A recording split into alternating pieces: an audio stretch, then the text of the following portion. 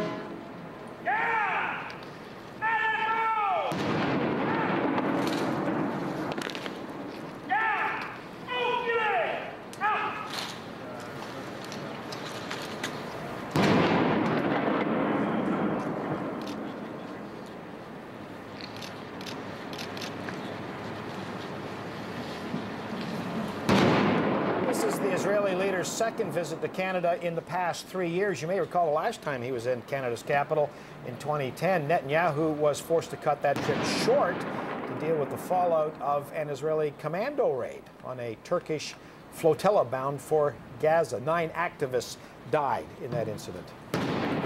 So as we continue to watch the welcoming ceremony, the military honors, and of course the formal welcoming ceremony, the Confederation Hall Rotunda, you can see everyone gathering here inside as well, where a welcoming party is standing by to also greet Israel's Prime Minister. Also joining us in studio, Steve McDonald. Steve, I want to get a sense from you in terms of security. How much goes into a foreign visit like this for Prime Minister Netanyahu? Oh, it's pretty extraordinary. I can't imagine the advanced work that went into this trip, the scouting out of the downtown Ottawa area, the consultations with the RCMP, and with, obviously, between the foreign ministries. This is a pretty substantial operation in and of itself. And if you think this is big, just wait till he goes to Washington and deals with the Secret Service and Barack Obama's team. It'll be pretty big there. By the way, right now, Benjamin Netanyahu is meeting with Noel Kinsella, who's the Speaker of the Senate, Andrew Scheer, Speaker of the House, Gary O'Brien, Clerk of the Senate and Clerk of the Parliament, Ms. Audrey O'Brien, Clerk of the House of Commons, Mr. Blair Armitage, who is the acting usher of the Black Rod, and Mr. Kevin Vickers, the Sergeant at Arms. Steve, want to also get a sense from you. Has there ever been a close call from the security front? I mean, for Mr. Netanyahu personally, when he's traveled abroad? I'm sure there have been many, and we won't have heard of them. And I would say it's probably the same with the American president. And I'm certain even on perhaps a lower level with the Canadian Prime Minister, the level of threat directed against Israel, forget the Israeli Prime Minister, directed against Israeli civilians in general is significant. Constant threat and constant concern, and a constant investment, of course. Absolutely, yeah. His nickname at home is BB. Yes. Is that with affection, or is it a pejorative? I think it depends on who's saying it. You know, it's kind of like the term grits in Canada to describe the Liberals or Tories. Depends on which side of the fence you're on. Say it. Exactly, yeah. Canada and Israel, though, in terms of military coordination, I mean, we train with the Israelis. They are world-renowned for some of their capabilities, intelligence specifically. Can you talk to us about that, how much coordination there is on that level? Sure. I mean, there is a Canadian-Israeli security agreement in place which does all of the things you've described, intelligence sharing and sharing of best practices and constant communications.